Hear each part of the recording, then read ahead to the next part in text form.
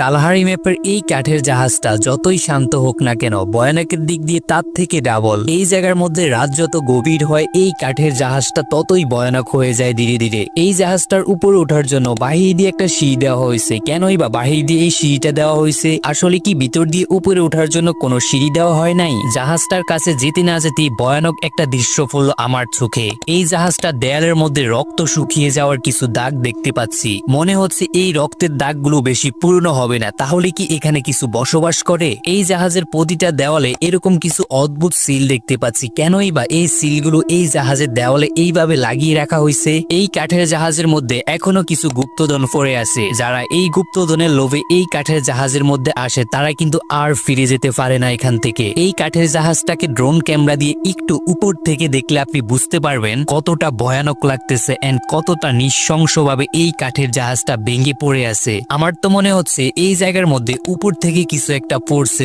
ওই জন্য এত ভয়ানক ভাবে ছাদটা ভেঙে গেছে। এই জায়গার মধ্যে দেয়ালটা যদি একটু গভীরভাবে লক্ষ্য করো তাহলে দেখতে পাবে দেয়ালটা কিন্তু খুবই ভয়ানক আকারে ঝলসে গেছে। এই জাহাজের উপর ওঠার জন্য ভিতর দিয়েও কিন্তু একটা সিঁড়ি দেওয়া হয়েছে। তাহলে বাইরে দিয়ে ওই সিঁড়িটা কেন